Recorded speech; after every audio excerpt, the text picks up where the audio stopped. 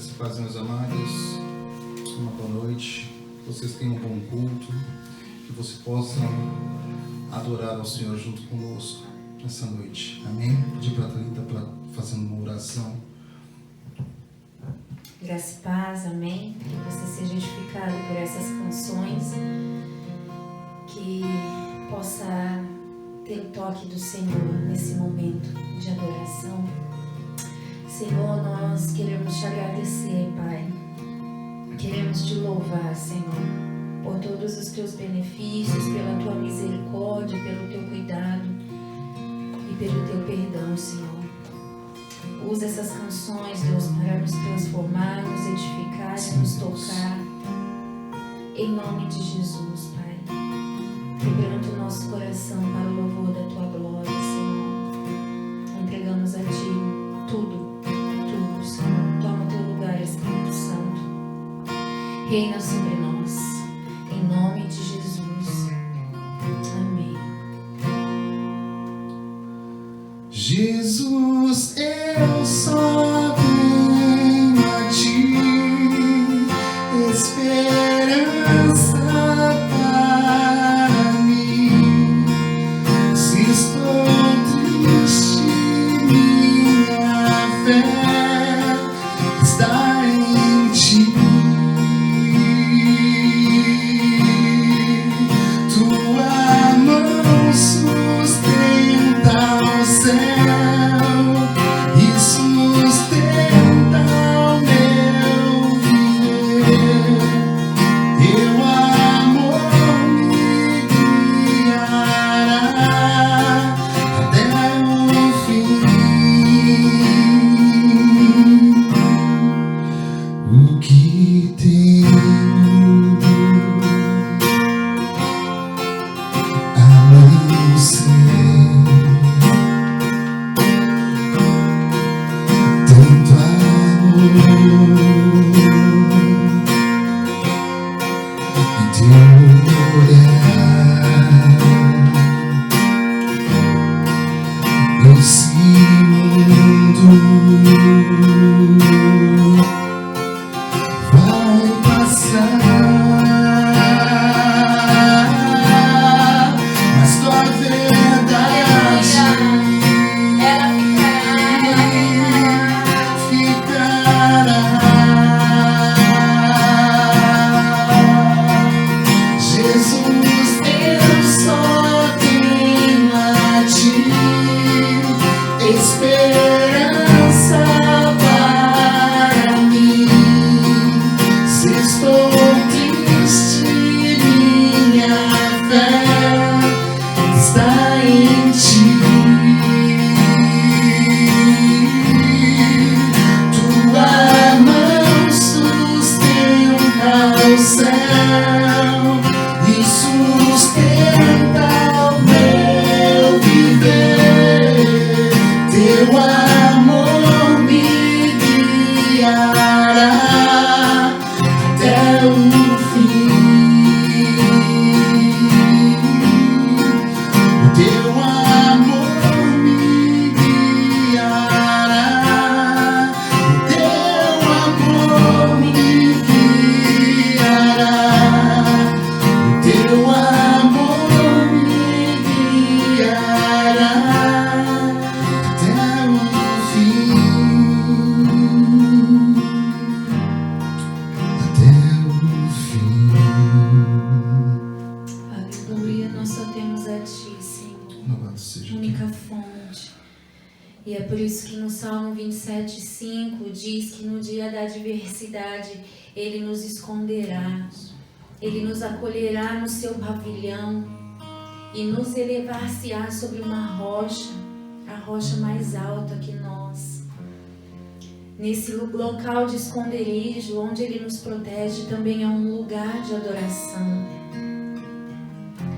Nós devemos todos os dias escolher confiar no Senhor, porque todos os dias Ele nos tem protegido.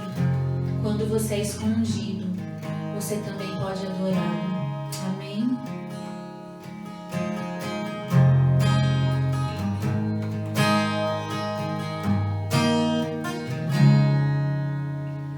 Quando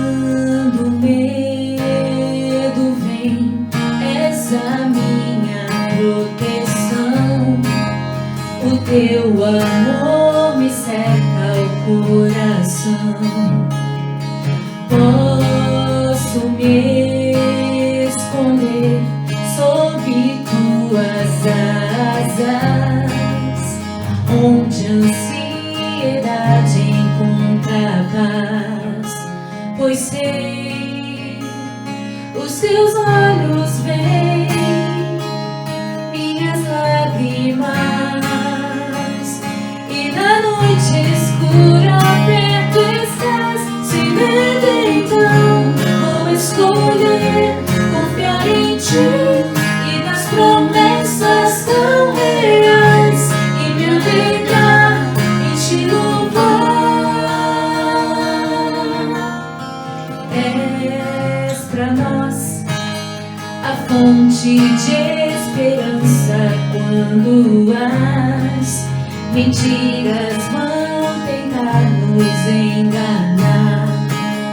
E agora livre estou dos laços do inimigo. Louvado seja o Rei e o Salvador, pois sei, quando a dor vier, eu vou encarar do teu lado os medos, enfrentar. Sem medo então vou escolher confiar em ti e nas promessas tão reais, e me alegrar em te louvar.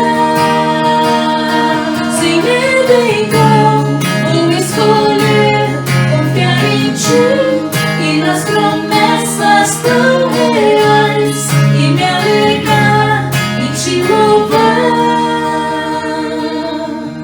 Pois eu sei, os teus olhos veem minhas lágrimas, e na noite escura perto estás. Pois eu sei, quando a dor vier, eu vou encarar do teu lado os medos, enfrentar. Sem medo então vou escolher confiar em ti e nas promessas tão reais, e me alegrar em te louvar. Sem medo então vou escolher confiar em ti e nas promessas tão reais, e me alegrar em te louvar. E me alegrar em te louvar. Eu vou, e me alegrar em te louvar.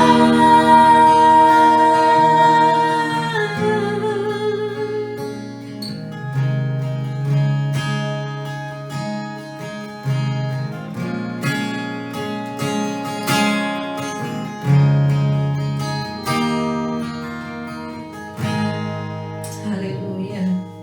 Música linda. Que os nossos olhos possam estar sempre no Senhor, porque dele vem o nosso socorro, porque ele sempre vai ser o nosso Deus.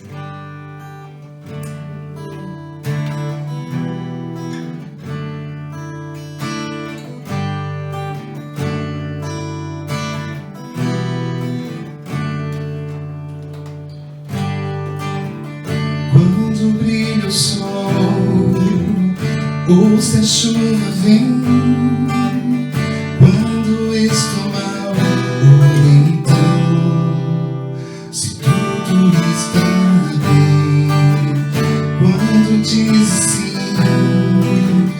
quando dizes não, se ouço a tua voz ou não, quando em silêncio está. Será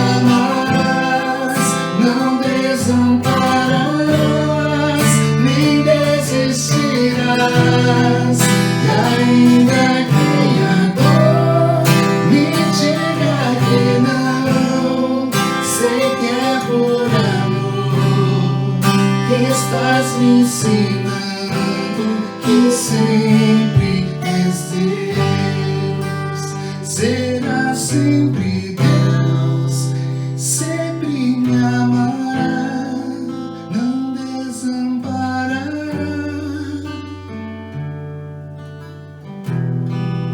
Ainda que a dor me diga que não, sei que é por amor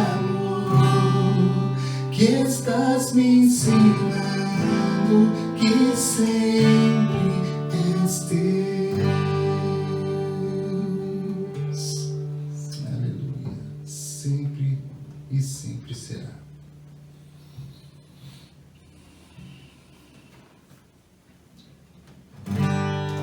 O Senhor trouxe uma lembrança em meu coração agora nesse momento da palavra que o Emerson trouxe, o pastor Emerson trouxe alguns domingos atrás. E um dos tópicos que ele falava é perseverar em oração. E às vezes é tão difícil a gente perseverar em oração no meio da escuridão, quando você não está enxergando nada. Mas é aí que Deus se mostra que Ele é Deus. Seja no silêncio, ou seja numa brisa suave, Ele sempre vai ser o Senhor das nossas vidas. Persevere na oração, em todo o tempo, orando sem cessar. Amém?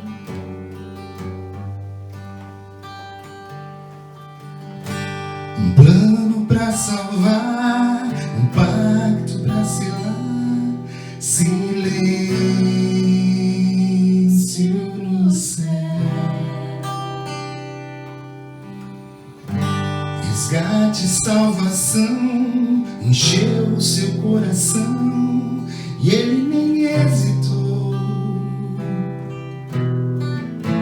No palco do amor, o autor anunciou a vida e salvação.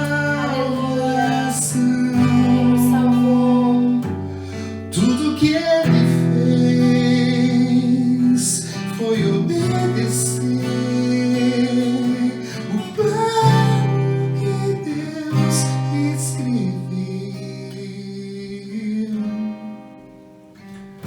E quando a minha história parecia ter chegado ao fim, a sua graça me alcançou. E quando tudo parecia estar perdido naquela cruz, o seu sangue me libertou.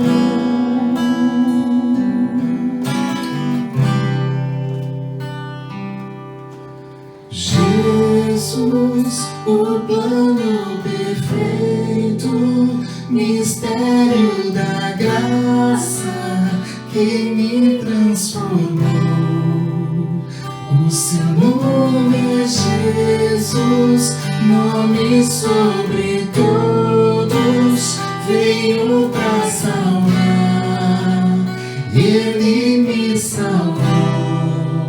Sim. Um plano pra salvar, um pacto pra selar, silêncio no céu, resgate, salvação, encheu seu coração e ele nem hesitou. Ele nos amou primeiro.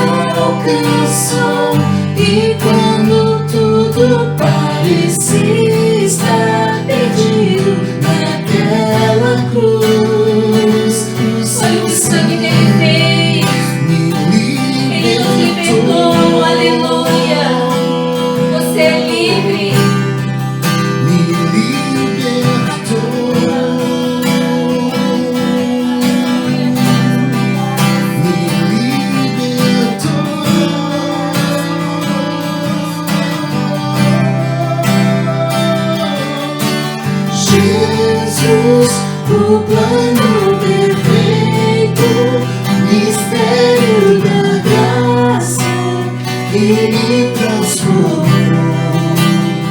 O seu nome é Jesus, nome sobre todos, veio pra salvar, Ele te salvou. Jesus, o plano perfeito, mistério da graça que me transformou. O seu nome é Jesus, nome sobre todos, veio pra salvar, Ele me salvou.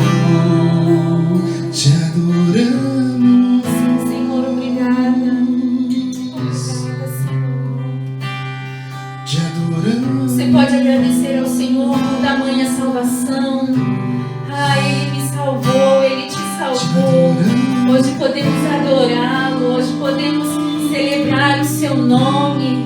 Aleluia. Você pode glorificar o nome do Senhor aí na sua casa. Obrigado, Senhor, por ter me alcançado, porque eu estava em trevas, mas eu vi maravilhosa luz e foi a tua salvação. O Senhor nos amou primeiro, Ele te amou primeiro. Nós não merecíamos, mas Ele quis obedecer por amor a nós, por amor a você. Aleluia.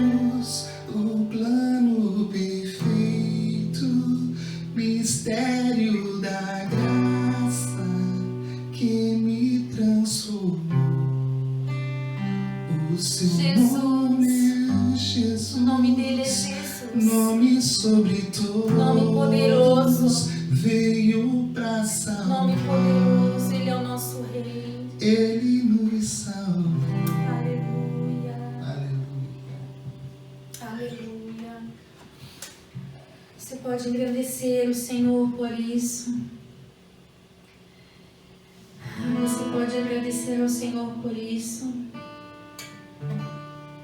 Porque quando ninguém te via, ninguém me via, o Senhor olhava por nós.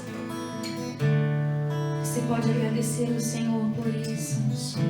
E exaltar o nome do Senhor nesta hora, porque Ele é grande. E nós queremos agradecer o Teu nome. Aleluia.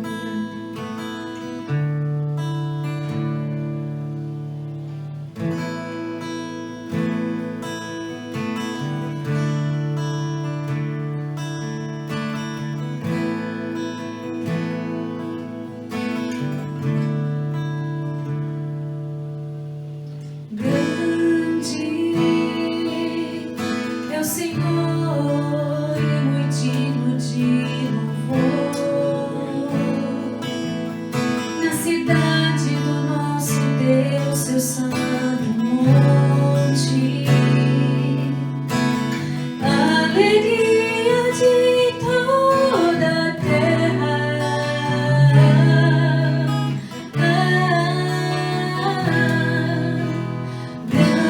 Grande é o Senhor em quem nós temos a vitória,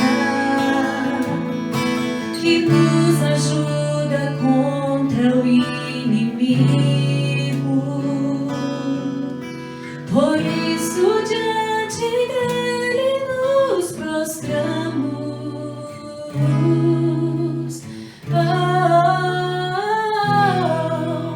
Queremos o teu nome engrandecer e agradecer-te por tua obra em nossas vidas. Confiamos em teu infinito amor, pois só tu és o Deus eterno sobre toda a terra e céu. Você pode dizer grande. Grande é o Senhor e muito digno de louvor.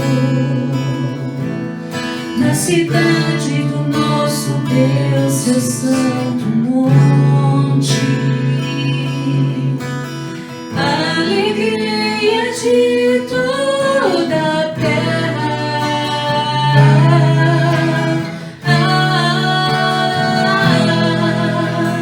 grande é o Senhor em quem nós temos a vitória, que nos ajuda contra o inimigo. Por isso diante dele nos prostramos.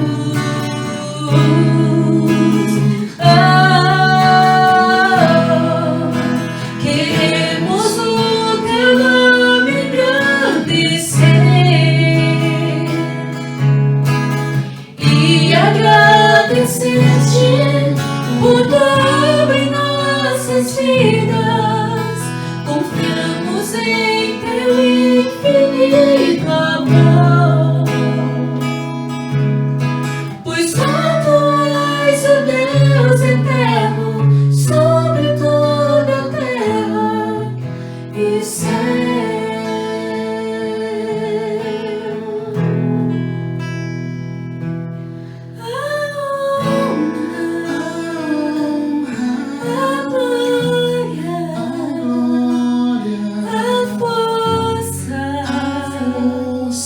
E o poder ao Rei Jesus,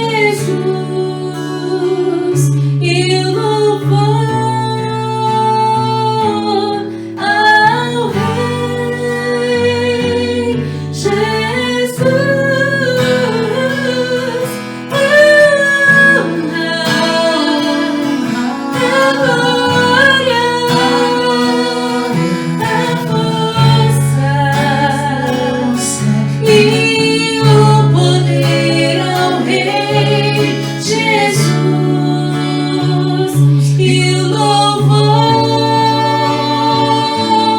ao Rei Jesus.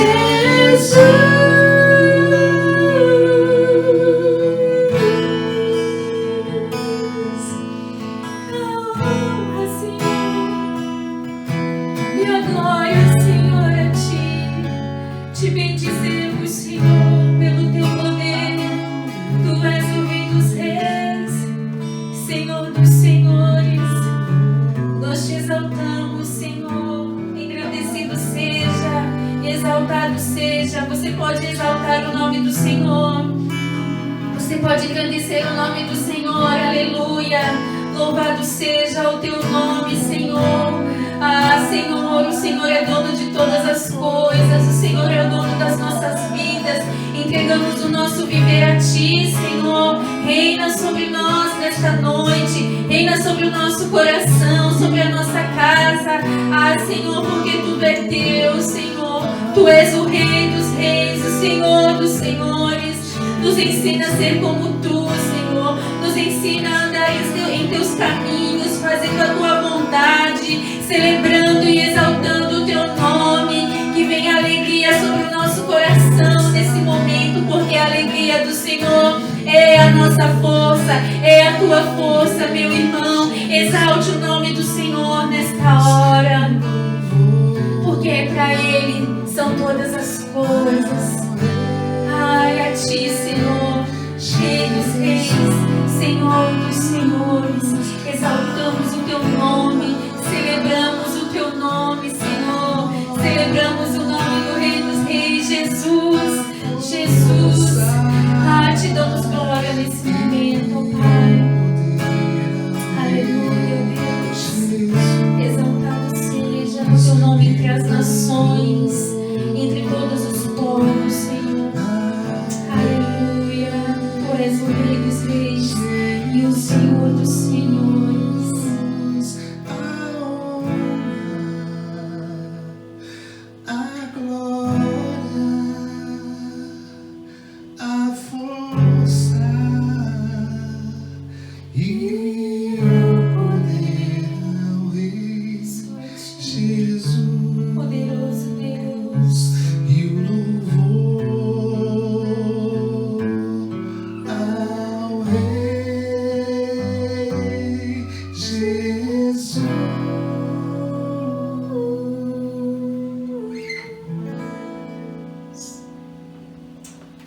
Aleluia. Deus abençoe. Que você tenha um momento da palavra assim que entre assim dentro do coração de vocês e vá restaurando, vá colocando as coisas nos seus devidos lugares. Que a palavra venha e faça o efeito necessário dentro do seu coração, dentro da sua casa, em nome de Jesus. É o que nós desejamos a vocês, meus amados. É o que nós desejamos a vocês, em nome de Jesus. Graça e paz.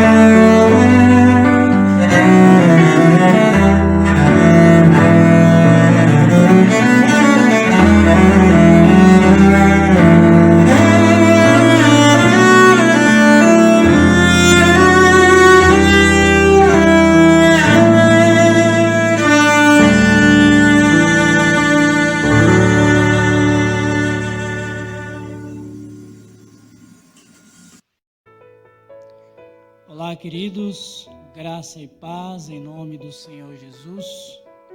Agora nós vamos para o momento da palavra, esse momento tão importante, tão necessário para as nossas vidas.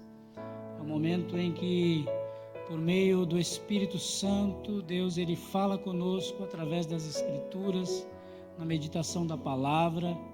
E a nossa oração é que essa palavra, ela encontre em nossos corações um lugar especial. Essa palavra ela seja de alguma forma uma resposta para as nossas dificuldades, para as nossas limitações. Essa palavra ela sirva de orientação para nós, sirva de consolo, e se for necessário sermos exortados por ela, que essa palavra ela faça efeito nas nossas vidas.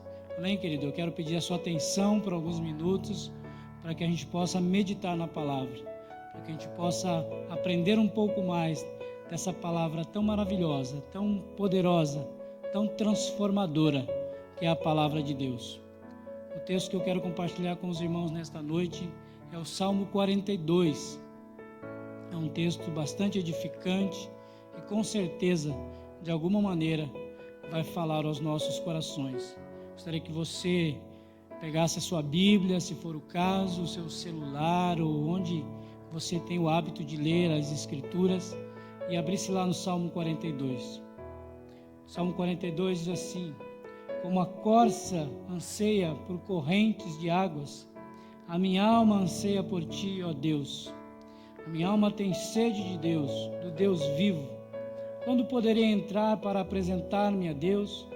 Minhas lágrimas têm sido meu alimento de dia e de noite, pois me pergunto o tempo todo: onde está o seu Deus?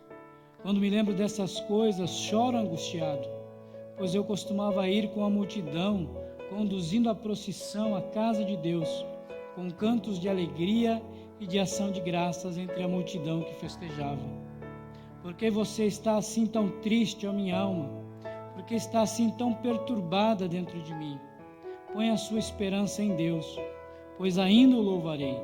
Ele é o meu Salvador e o meu Deus. A minha alma está profundamente triste, por isso de ti me lembro desde a terra do Jordão, das alturas de Hermon, desde o monte Mizar. Abismo chama abismo ao rugir das cachoeiras. Todas as tuas ondas e vagalhões se abateram sobre mim.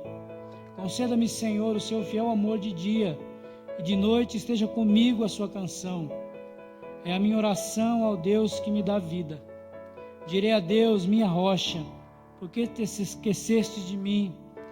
Por que devo sair vagueando e pranteando, oprimido pelo inimigo? Até os meus ossos sofreram agonia mortal, quando os meus adversários zombam de mim, perguntando-me o tempo todo: onde está o seu Deus? Por que você está assim tão triste, ó minha alma? Por que está assim tão perturbada dentro de mim? Ponha a sua esperança em Deus, pois ainda o louvarei. Ele é o meu Salvador e o meu Deus. Que coisa linda, né, irmãos? Que salmo maravilhoso. Como essas palavras falam aos nossos corações. Como essas palavras do salmista, ela encontra um eco nas nossas necessidades. Como essa palavra, ela fala conosco de uma forma especial. Antes de começarmos a meditar nesse salmo, é importante saber de duas coisas sobre o Salmo 42. A primeira coisa é que há duas interpretações a respeito da autoria do Salmo 42. Há duas possibilidades de dois autores diferentes. Uma delas entende que o Salmo 42 ele foi escrito por Davi, e quando aparece ali no enunciado Salmo dos filhos de Corá, ou de Coré, na verdade a tradução é aos filhos de Corá. Então algumas pessoas entendem que esse salmo ele é um salmo direcionado, endereçado aos filhos de Corá. Uma outra interpretação desse mesmo texto, com relação à sua autoria, diz que realmente esse salmo não foi escrito realmente pelos filhos de Corá. Corá era um homem que fazia parte da tribo dos levitas. Então, tanto Corá como os seus filhos, a sua descendência, eles tinham ali funções no templo, funções de adoração. Então, há essas duas interpretações a respeito da autoria. Um diz que foi Davi quem escreveu o Salmo 42. Outros dizem que foram os filhos de Corá. A divergência nas duas possibilidades não traz nenhum prejuízo ao texto bíblico. Essa dúvida com relação à autoria não traz prejuízo ao texto. Por quê? Porque tanto Davi como os filhos de Corá no momento em que há a possibilidade deles escreverem esse salmo, eles estão vivendo o mesmo contexto. Por exemplo, esse salmo ele é escrito por alguém que está exilado, que está longe dos limites de Jerusalém. Esse salmo é escrito por um homem que em algum momento participou ali da adoração, né, do povo de Judá. Então, tanto Davi como os filhos de Corá, ou um dos filhos de Corá, eles se encaixam nas características da pessoa que está escrevendo esse salmo. Por algum momento, Davi ou os filhos de Corá, eles passaram por este momento difícil em suas vidas, um momento de exílio, um momento de que estavam afastados da cidade de Jerusalém, afastado da adoração, afastado dos cultos, né, da liturgia ali do povo de Judá. Então, não há problema de ter essa divergência. Isso é uma coisa sobre o Salmo. Outra coisa sobre o Salmo 42 é que o Salmo 42 ele forma uma mesma peça com o Salmo 43. O Salmo 42 ele vai ter a mesma característica, ele vai trazer o mesmo contexto do Salmo 43. E para deixar isso ainda mais fortalecido, esse pensamento ainda mais fortalecido, né, no Salmo 42 há 2 versículos idênticos.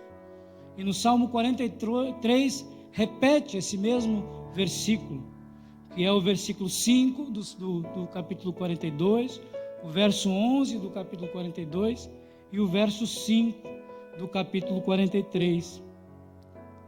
É o verso que diz assim: porque está assim tão triste a minha alma, porque está assim tão perturbada dentro de mim, põe a sua esperança em Deus, pois ainda o louvarei, Ele é o meu Salvador e o meu Deus. Esses 3 versos, eles aparecem 2 vezes no capítulo 42 e uma vez no capítulo 43. Então faz desses 2 salmos uma mesma peça.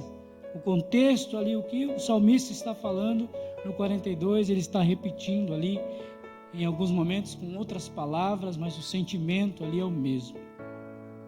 É importante saber disso, porque os 2 salmos eles trazem um versículo que talvez seja o versículo que mais fala ao nosso coração, porque aparece ali o salmista conversando consigo mesmo, conversando com a sua alma, questionando a sua alma. O verso apresenta um homem que está inegavelmente com um espírito muito triste, com uma alma muito angustiada. Isso é o que o Salmo traz. E é justamente esses versos que se repete no 42 e no 43 que dá aí uma base para o título da minha mensagem.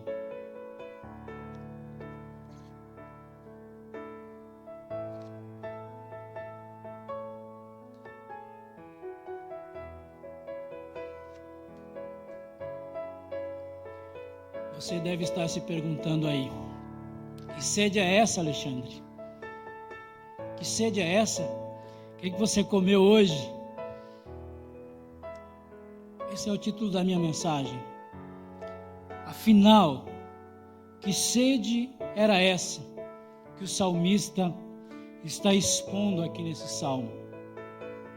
Que sede era essa que incomodava o coração desse salmista? Que sede era essa que trazia tristeza, angústia ao coração desse salmista neste momento da sua vida? Que sede é essa?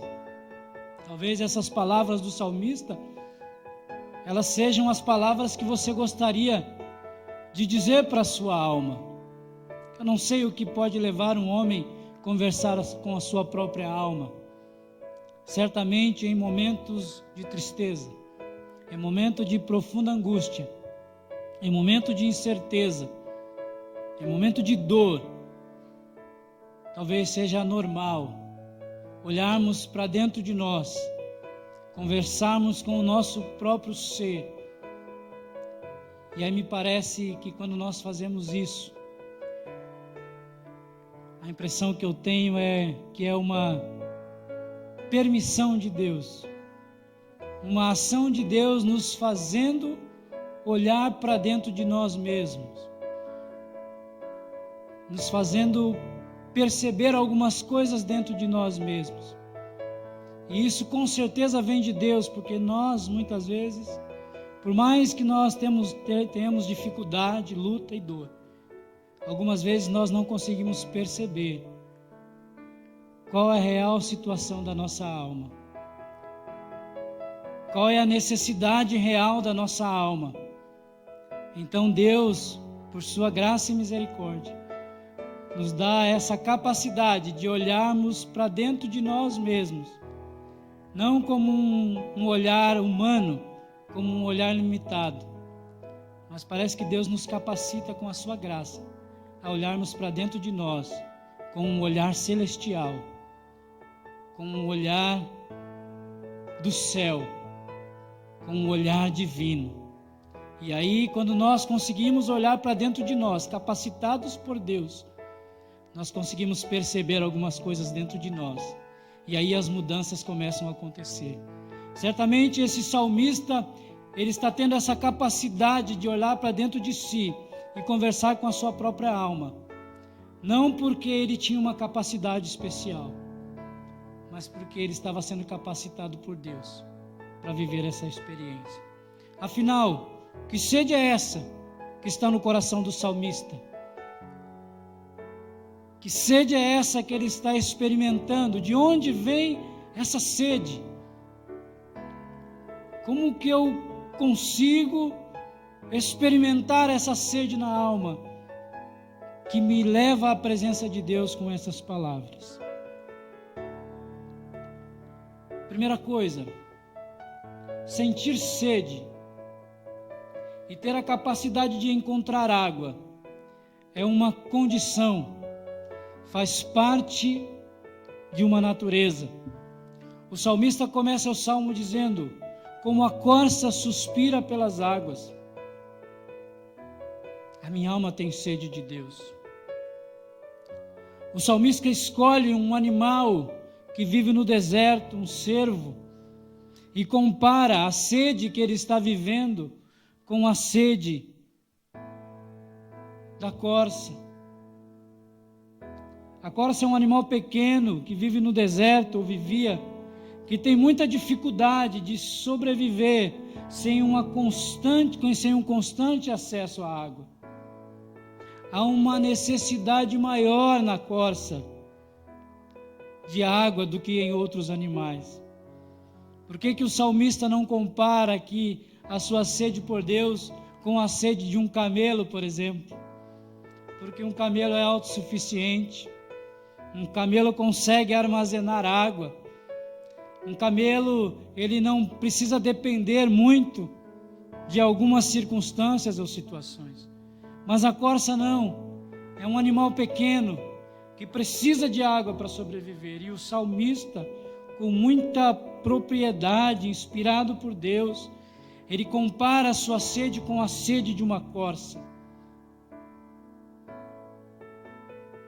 Por que será que ele usa a corça como exemplo? Porque a corça, por natureza, ela precisa de água. Por natureza, ela necessita de água constantemente, de águas correntes.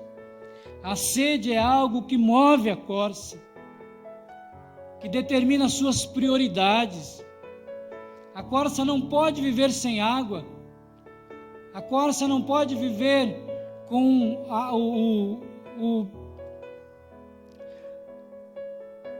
com a possibilidade ou com a ameaça de estar sem água. A corça não pode passar momentos sem água.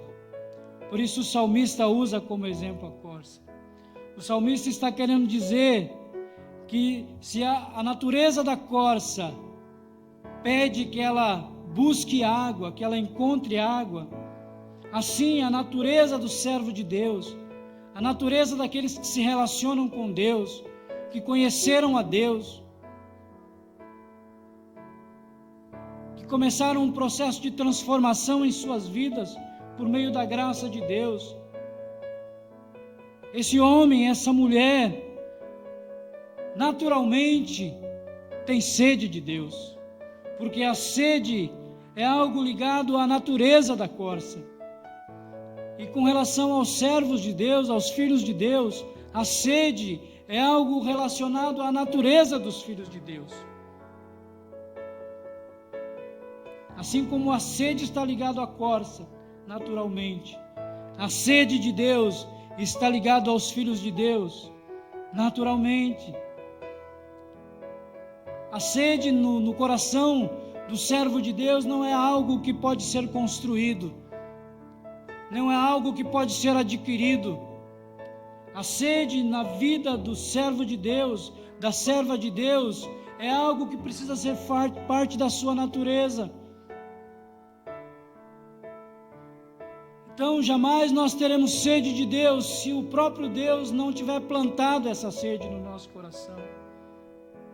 Jamais teremos sede de Deus se a nossa natureza não tiver sido mudada por meio do novo nascimento, através da fé em Jesus Cristo. A sede é a manifestação da graça de Deus. É o resultado de uma mudança de natureza que o homem sofre quando nasce de novo. É resultado da intervenção divina de Deus na vida do homem. Sede não é algo que nós podemos comprar. Sede não é algo que nós podemos adquirir por um investimento de tempo ou de qualquer outra coisa. A sede é algo que faz parte da nossa natureza como filho de Deus. Desculpa, me empolguei aqui. E o que o salmista está dizendo é isso. A única razão de termos sede de Deus, a única razão de querermos Deus, foi porque Ele nos quis primeiro. Como o texto bíblico diz, nós o amamos porque Ele nos amou primeiro. Nós só temos sede de Deus porque a salvação se manifestou nas nossas vidas. Nós só podemos ter sede de Deus porque o próprio Deus gerou essa sede nos nossos corações. É natural, é normal no Filho de Deus sentir sede por Deus. O homem jamais terá sede por Deus se essa sede não for gerada nele pelo próprio Deus. Em João, no Evangelho de João, capítulo 3, verso 6, diz o seguinte: quem é nascido da carne é carne, quem é nascido do Espírito é Espírito. Só há uma maneira de nos relacionarmos com Deus, só uma maneira de termos sede de Deus. Essa maneira é espiritualmente. E se Ele não nos vivificar, como diz o texto de Efésios, Ele nos vivificou, estando nós mortos nos nossos delitos e pecados. Se Ele não tivesse nos vivificado, jamais teríamos sede de Deus.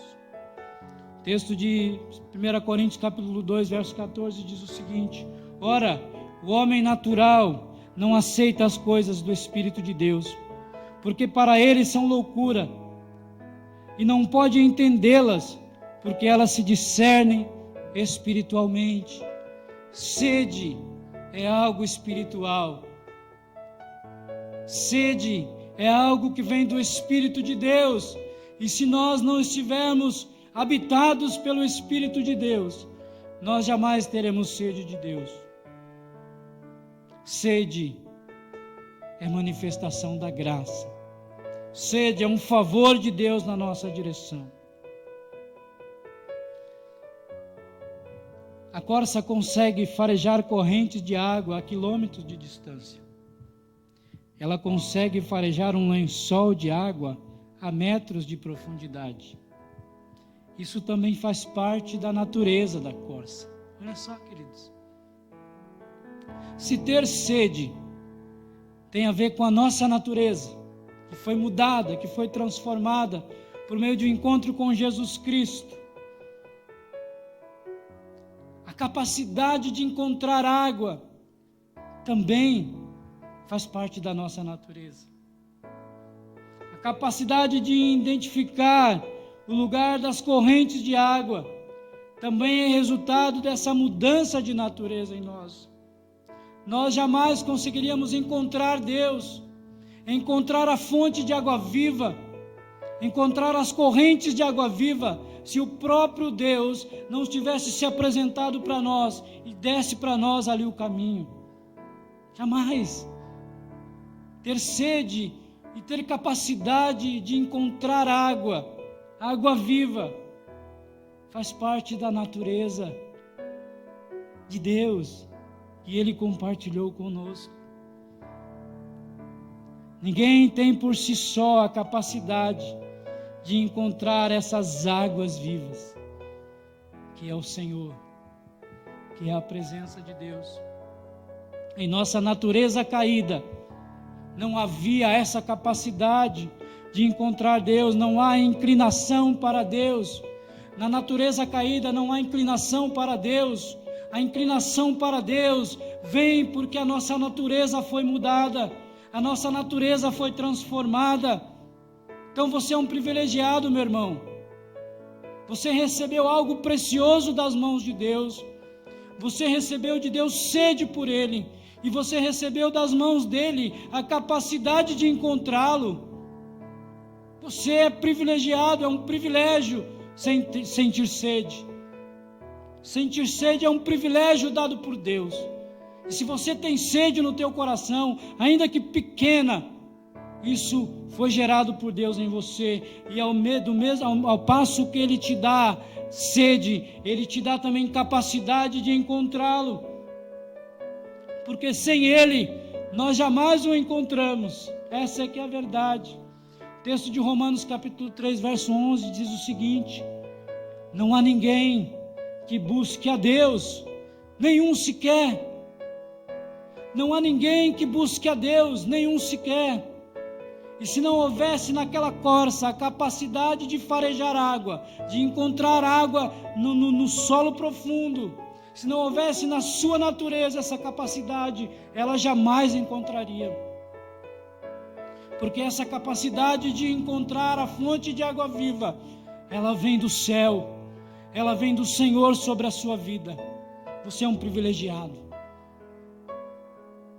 Quando os seus olhos se abriram para Deus, quando a sua alma se voltou para Deus, quando os seus pecados foram perdoados por meio do sacrifício de Jesus,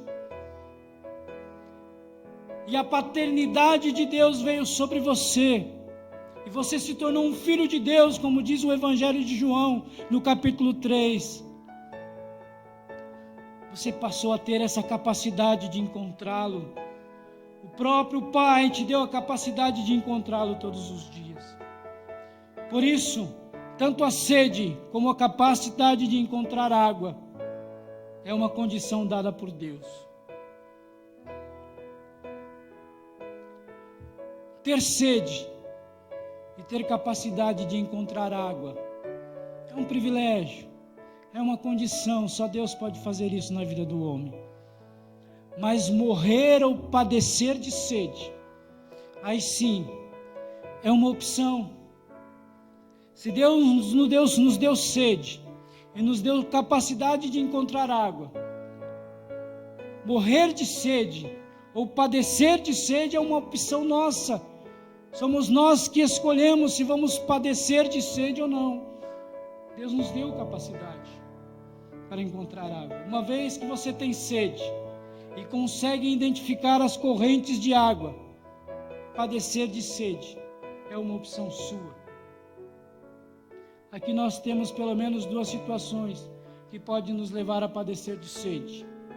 O salmista diz o seguinte: minha alma tem sede de Deus,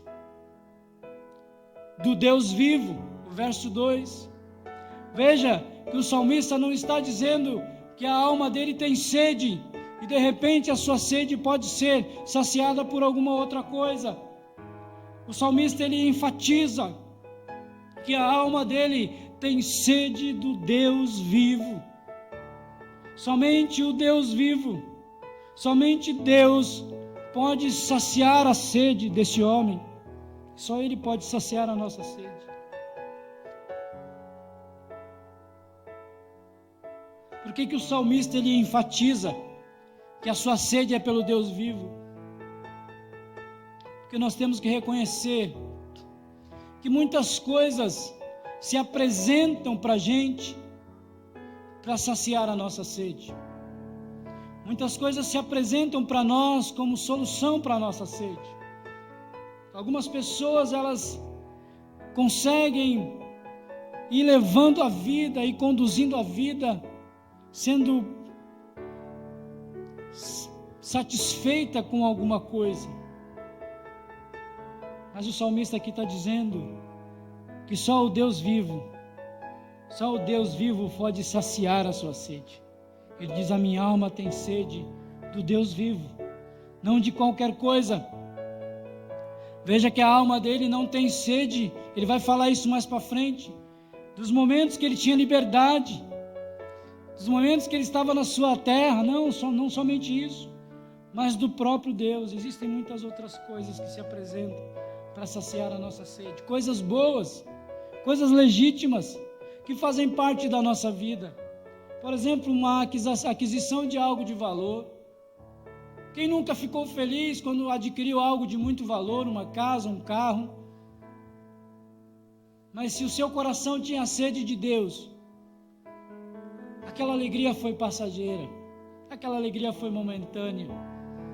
Quem nunca conseguiu fazer a viagem dos sonhos? Mas a viagem dos sonhos não pode satisfazer a alma daquele que tem sede de Deus. E nunca, já não imaginou o casamento dos sonhos, o casamento em si e todo o cerimonial. Esse vai ser o casamento dos meus sonhos. Vai ser um momento especial na minha vida. Se isso acontecer do jeito que eu estou imaginando, eu vou ser muito feliz. Eu vou ser a pessoa mais feliz do mundo. De repente, aquele momento passou, e se você tinha sede de Deus, você continuou com sede. Um projeto de vida concluído, até um ministério dos sonhos.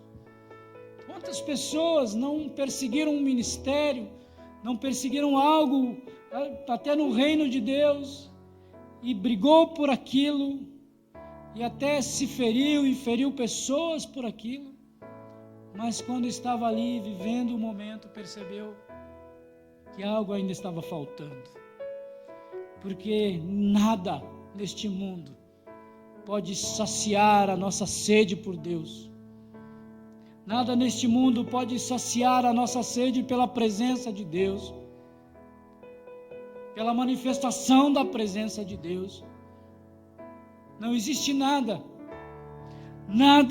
que possa preencher aquilo que o próprio Deus despertou em nós, aquilo que o próprio Deus gerou em nós.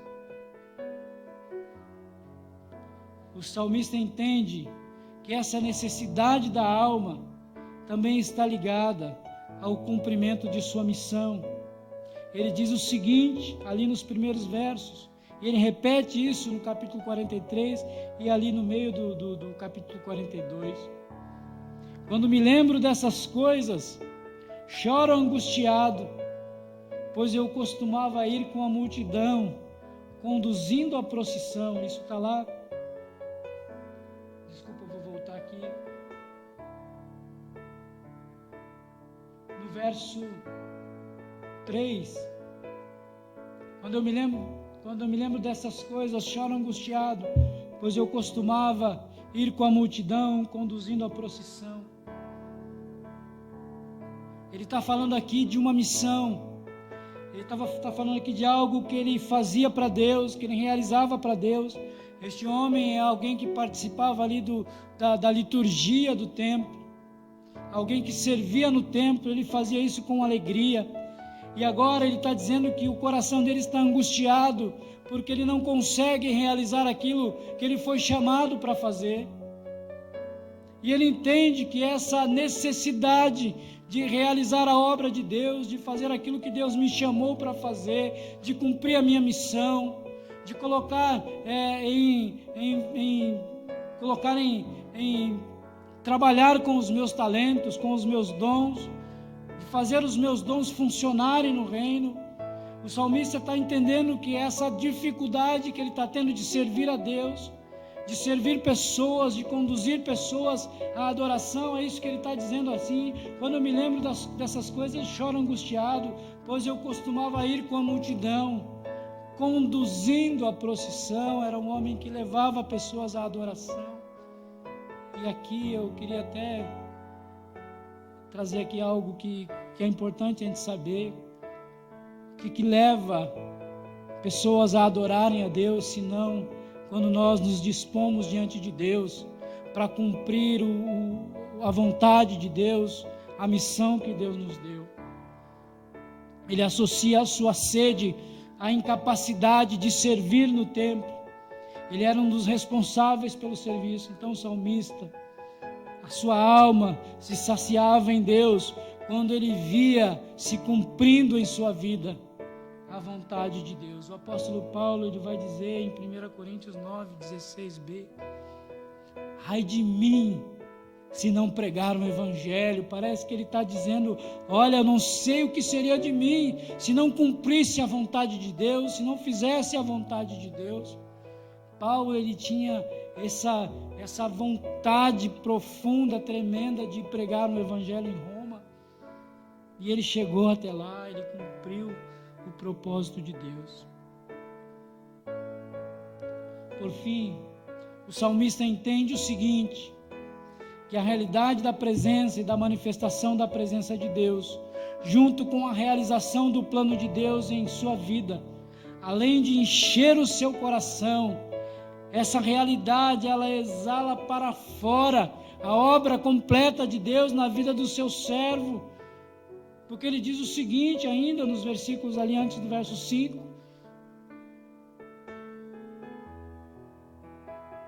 ele diz que a sua alma estava perturbada. Ele faz esse questionamento para a sua alma: por que estás tão triste, ó minha alma? Por que estás perturbada dentro de mim? Ele está triste, a sua alma está vivendo um momento de perturbação. Parece que a presença de Deus não é uma realidade plena em sua vida. Ele sabe que ele não está cumprindo a vontade de Deus, e ele sente-se triste por isso, angustiado por isso.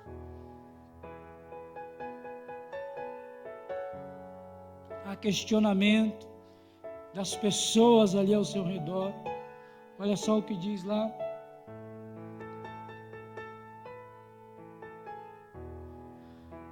Ainda no capítulo 42, deixa eu...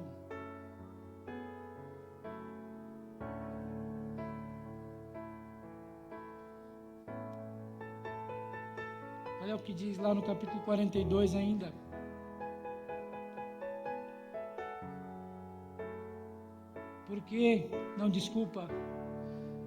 Pois eu costumava ir com a multidão, conduzindo a procissão à casa de Deus, com cantos de alegria e de ação de graça. O verso anterior. Quando poderei entrar na presença e apresentar-se a Deus? Minhas lágrimas têm sido o meu alimento de dia e de noite, pois me pergunto o tempo todo: onde está o seu Deus? O salmista está entristecido, porque ele sabe que a manifestação da presença de Deus, a presença de Deus em sua vida, o cumprimento da vontade de Deus em sua vida, além de trazer plenitude para a sua alma, além de encher a sua alma, isso exala para fora, porque as pessoas estão olhando para ele e questionando: onde está o seu Deus? E ele se sente triste com essa percepção daqueles que estão olhando de fora para ele.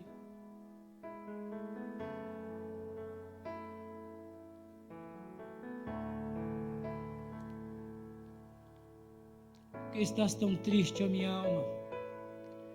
Por que se perturba dentro de mim? Espera em Deus, que eu ainda o louvarei. A sua alma tem sede de Deus. A sua alma tem sede da presença de Deus. A sua alma tem sede da vontade de Deus sendo realizada em sua vida? Como está a sua alma? Como está o seu coração?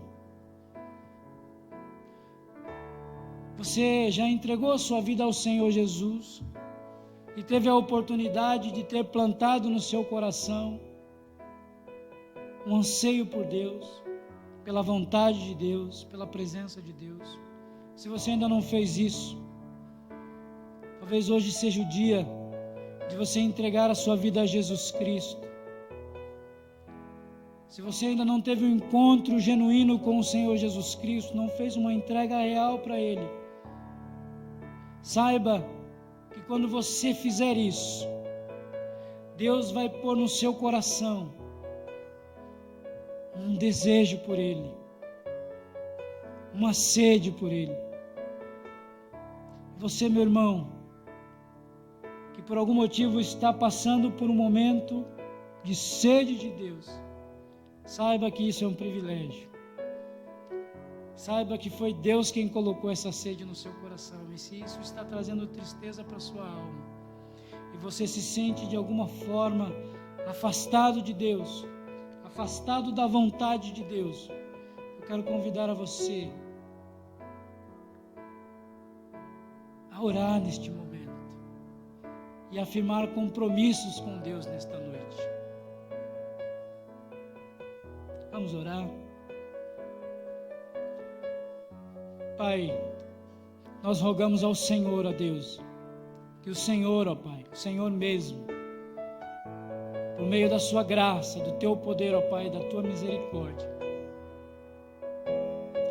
venha, ó Deus, ao nosso encontro, ó Deus, nesta noite, ó Pai, a igreja do Senhor Jesus. E, ó Deus, se houver, ó Deus, corações entristecidos, corações angustiados, corações, ó Deus, que não entendem, ó Deus amado, o porquê estão passando por esses momentos difíceis, de sensação, ó Deus, de afastamento do Senhor. Que o Senhor, de alguma forma, ó Deus, traga renovo.